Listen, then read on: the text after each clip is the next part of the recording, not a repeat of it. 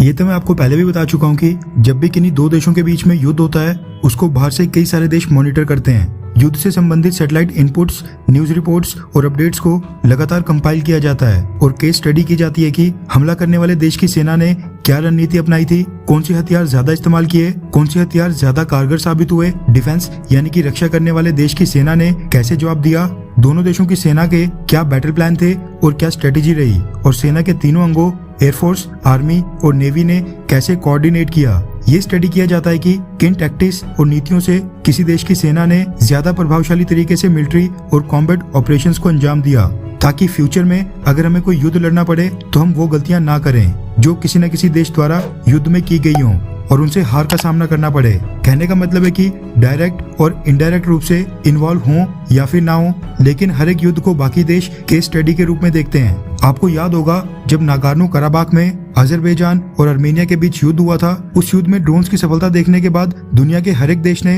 अपने drone programme को fast track mode के ऊपर डाल दिया था। कई देशों ने फाइटर जेट्स के साथ साथ अलग तरह के कॉम्बैट ड्रोन्स भी परचेज करना शुरू कर दिया था। ठीक उसी तरह भारत के भी कई सारे एक्सपर्ट्स रशिया वर्सेस यूक्रेन युद्ध में जो भी ग्राउंड डेवलपमेंट्स चल रही थी उनके ऊपर नजर बनाए बैठे थे, और इस युद्ध से भी इंडिया के एक्सपर्ट्स ने बहुत ही बड़े लेसन्स और सीख ली है। रेफरेंस के लिए आपकी स्क्रीन के ऊपर द इकोनॉमिक टाइम्स के आर्टिकल का स्क्रीनशॉट है, जिसके मुताबिक इंडियन आर्मी ने यूक्रेन आर्मर्ड वॉर से बहुत ही बढ़िया सीख ली है, जिसके बाद अब उनको मद्देनजर रखते हुए इंडियन आर्मी के बैटल टैंक्स और आर्मर्ड व्हीकल्स में चेंजेस किए जाएंगे। दरअसल रशिया यूक्रेन युद्ध में टैंक्स, आर्मर्ड व्हीकल्स और टैंक को निशाना बनाने वाली एंटी टैंक मिसाइल्स का भारी मात्रा में इस्तेमाल हुआ था। ये चीज भी नोटिस की गई है कि एंटी टैंक मिसाइल्स को टैंक्स के आर्मर के खिलाफ सिग्निफिकेंट सक्सेस मिली है और एंटी टैंक मिसाइल्स युद्ध में इस्तेमाल किए गए टैंक्स को भेदने में सफल रही हैं। रिपोर्ट्स के मुताबिक यूक्रेन की तरफ से एंटी टैंक गाइडेड मिसाइल्स का भारी मात्रा में इस्तेमाल हुआ है और यूक्रेनियंस ने रशियन आर्मर्ड व्हीकल्स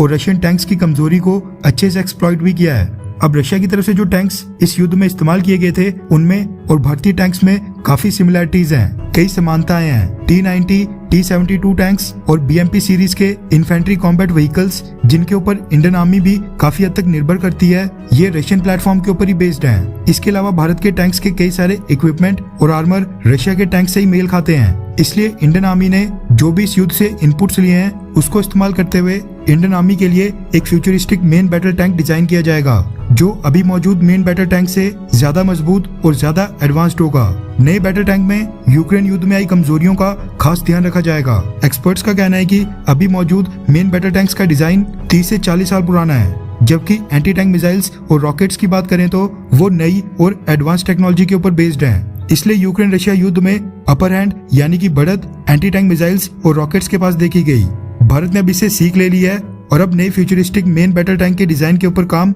बहुत ही जल्द शुरू किया जाएगा, क्योंकि भारत को तो पाकिस्तान के साथ साथ चाइना के खिलाफ भी एक ही साथ दो फ्रंट के ऊपर युद्ध लड़ना है, जिसको देखते हुए मेन बैटल टैंक्स का बहुत ही एक्सेसिव यूज होगा। खैर, आपको क्या लगता है कि अगर भारत और पाकिस्तान का युद्ध होता है तो क्या चाइना पाकिस्तान को बचाने के लिए आएगा, हाँ या फिर नहीं? नीचे कमेंट करके अपनी राय जरूर बताएं।